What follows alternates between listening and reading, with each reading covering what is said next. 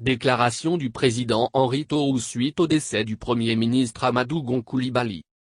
Dans la soirée du mercredi 8 juillet 2020, la Côte d'Ivoire et ses populations ont été informées du décès du Premier ministre Amadou Gon Coulibaly dans une clinique d'Abidjan, suite à un malaise intervenu dans la matinée, au cours du Conseil des ministres, et cela après seulement quelques jours de son retour de Paris pour une raison médicale. La grande joie et le grand espoir suscités par le retour en Côte d'Ivoire du Premier ministre, et candidat investi pour représenter le RHDP, le parti présidentiel, venait ainsi de se faire remplacer par une grande tristesse et un deuil national. En cette période de grande tristesse, nous présentons nos sincères condoléances au président de la République son Excellence Monsieur Alassane Ouattara, aux membres du gouvernement et à la famille du Premier ministre Amadou Gon Coulibaly. Toutes nos prières vont à l'instant même à l'endroit de sa famille biologique en ces moments de grande douleur. Que certains l'aient eu pour un adversaire ou pour un allié, une chose est certaine, Amadou Gon Coulibaly est un homme d'État, un grand serviteur de la nation ivoirienne, député, maire de Korogo, ministre, secrétaire général de la présidence de la République, Premier ministre de la nation ivoirienne, avant de devenir le candidat à l'élection présidentielle de son groupement politique, le parti présidentiel, le RHDP qu'il n'aura pas eu le temps d'assumer, le sort ayant voulu le contraire. Il est à reconnaître que par-delà tout, le Premier ministre Amadou Gon Coulibaly symbolise l'une des rares valeurs dont les sphères politiques africaines de notre temps, la loyauté vis-à-vis de son leader, du temps des grandes incertitudes à la période de gloire avant cette séparation douloureuse. Et l'Union socialiste du peuple rend un hommage mérité à ce serviteur de la nation, et à cet homme d'État courageux.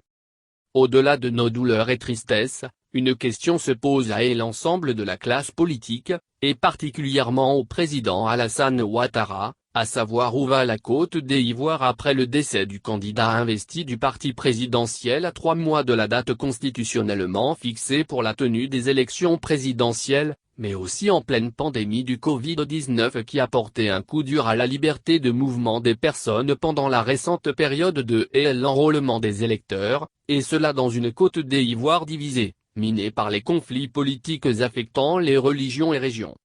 Ces élections vont-elles se tenir effectivement en octobre? Et même si elles se tenaient à la date constitutionnellement fixée, pourrait-elle guérir cette Côte d'Ivoire dans laquelle chaque camp pour ne pas dire chaque clan attend la moindre opportunité pour en finir avec son ennemi juré de plusieurs années?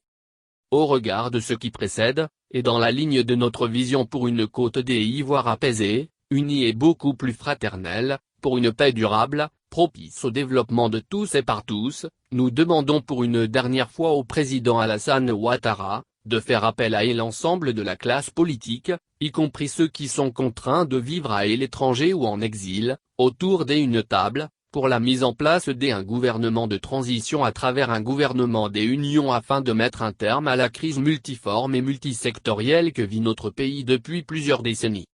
Cette transition que nous réclamons depuis mars 2018, loin d'être un mal pour notre pays, est pour nous une solution nécessaire pour la stabilité et une paix durable, surtout que la génération des présidents Bédié, Ouattara et Babo se retrouvent aux portes de leur retraite politique, avec naturellement l'avènement d'une nouvelle génération et d'une nouvelle classe sur la scène politique ivoirienne. Il est donc plus que jamais nécessaire que la classe politique dominante de notre pays qui a été à l'origine de graves conflits sanglants, éponge son passif à travers cette transition, avant sa retraite, afin de permettre à la Côte d'Ivoire de demain de vivre dans la paix et la fraternité. À cet effet, le chemin à emprunter pour y arriver, se trouve tracé dans notre constitution d'hier et même dans celle d'aujourd'hui, avec un exécutif composé d'un président de la République, d'un vice-président et d'un premier ministre, 3 postes que peuvent se partager les présidents Bédié, Ouattara et Babo dans ce gouvernement d'union et de réconciliation,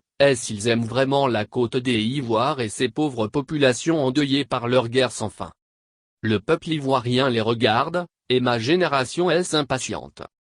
Chaque minute qui passe, doit être mise à profit pour délivrer la Côte d'Ivoire avec un acte fort, et un geste de grande générosité en faveur de nos populations meurtries qui ne demandent que la réconciliation, la paix et l'amélioration de leurs conditions de vie.